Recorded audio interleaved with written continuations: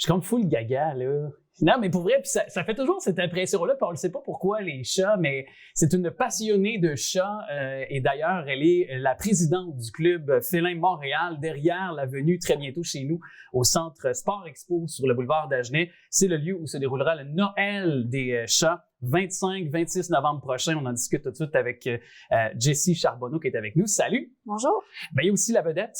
Hot Rod. Hot Rod, qui est un de tes chats, parce que je pense que bon, t'as de nombreux chats, différentes espèces, je pense, ou c'est... Non, en fait, exotique et Foldex, parce que les races sont reliées. OK. Et d'ailleurs, explique-nous tout d'abord ce que c'est le Noël des chats. C'est une exposition féline, en fait, qui a lieu à chaque année, pas mal tout le temps la dernière fin de semaine de novembre.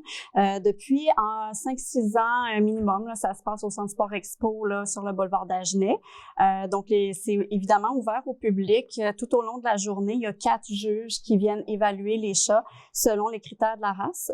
Il y a 4 catégories. Donc, il y a la catégorie chat domestique. Donc, oui, si vous avez un chat de maison qui n'a pas de papier, il peut quand même concourir en exposition tant qu'il est stérilisé et qu'il a encore ses griffes parce que c'est pas quelque chose qu'on recommande en fait là, donc pour éviter de promouvoir le dégriffage, c'est pas permis en exposition. Parce que le bien-être animal est toujours de l'avant, là. Ça faut le dire aussi. Là. Malgré que c'est un concours, il y a quand même toujours chez les éleveurs, il y a toujours cette pensée-là en tête. Oui, il y a des réglementations pour venir régir justement l'âge des animaux, la vaccination en exposition aussi, tout ça, c'est obligatoire, avoir leur papier quand ils sont de pure race, évidemment.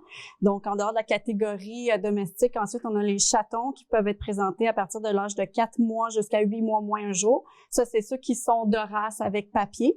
Ensuite de ça, il y a en championnat, donc à partir de l'âge de 8 mois et plus, qui ne sont pas stérilisés encore là. Et il y a la catégorie première opérée, qui sont les chats de race avec papier, mais opérés, évidemment, le nom le dit.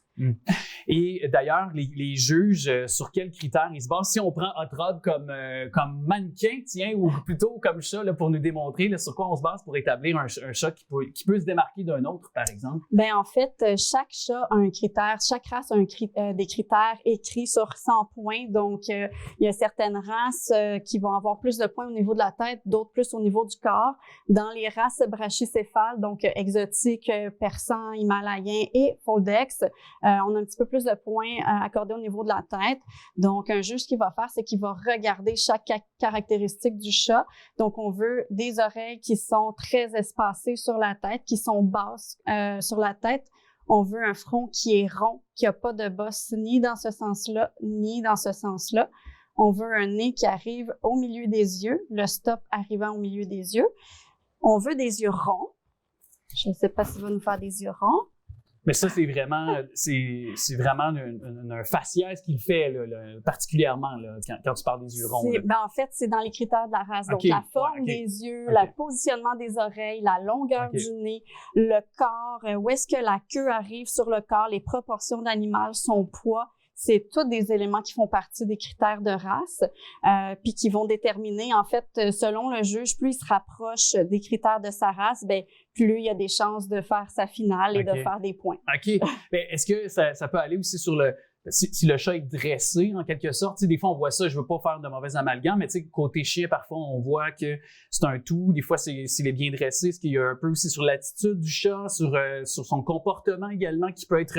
outre ces attraits physiques qui peuvent être jugés aussi? En fait, le comportement en tant que tel n'est pas vraiment jugé, sauf que ça nous prend un animal qui est docile, qui va se laisser manipuler par des étrangers. Donc oui, quand ils sont tout petits, les éleveurs, on commence à les habituer jeunes, on les soulève comme les juges vont le faire, un peu comme ça, on les habitue comme ça quand ils sont tout petits, on les manipule de tout bord, tout côté. Dans certains cas, on peut même les emmener dans des lieux publics, là, comme chez Mondou, on a le droit. Là. Moi, j'ai déjà emmené mes chats régulièrement dans le panier pour faire... fait que oui, il y a une façon de les entraîner pour pas qu'ils soient peureux puis qu'ils se laissent manipuler. Un chat qui crache ou qui a trop peur, ben il va se tenir en petite boule, il va fermer les yeux. C'est sûr qu'il est plus difficile à évaluer. Fait que là, parce que là, c'est ça, Hot Rod est bien là, présentement. On peut confirmer, là, on l'entend ronronner.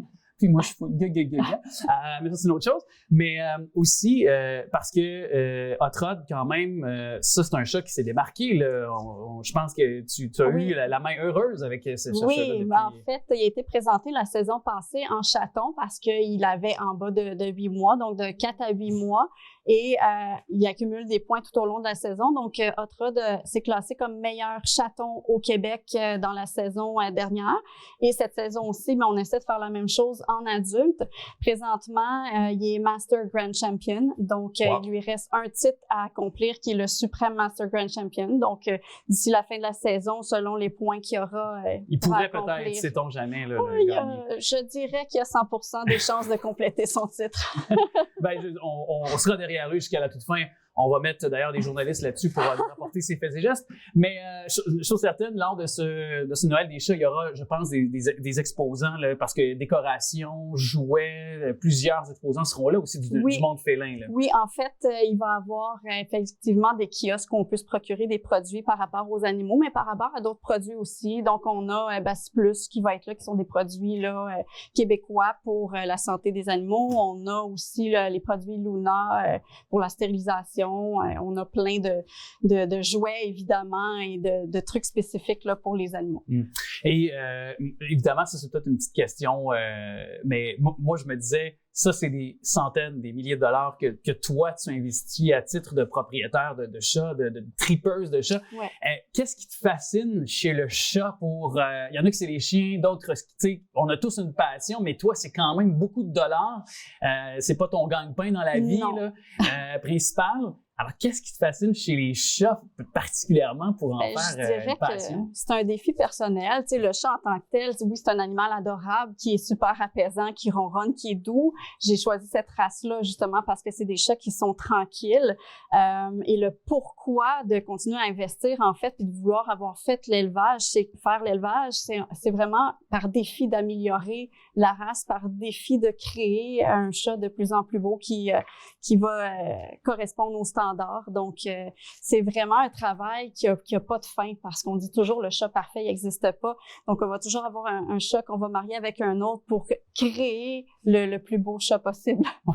Mais moi, ce qui m'impressionne, c'est qu'on a tous en tête que les chats, le caractère félin de l'animal, le côté un peu sauvage, un peu qui peut être rebelle en quelque sorte, avec l'image de la griffe ou d'une bête qui est très intense. Et là, on voit au contraire, c'est tout le contraire. Là. Mais je vous dirais que d'une race à l'autre, oui, les comportements sont différents, mais n'importe quelle race est capable d'être extrêmement docile. Ce qui est important, c'est justement de y aller avec un bon éleveur qui a des bonnes pratiques d'élevage, qui fait vérifier la santé de ses animaux, la génétique, puis qui les socialise d'une façon adéquate aussi. C'est sûr que si les animaux sont sous-socialisés quand ils sont jeunes, ils n'auront pas un comportement aussi calme et paisible, mais quand le travail est bien fait, normalement, après ça, on a des bons chats. Je m'en allais faire une petite blague pour la fin, puis je vais me la permettre, parce que j'ai le temps.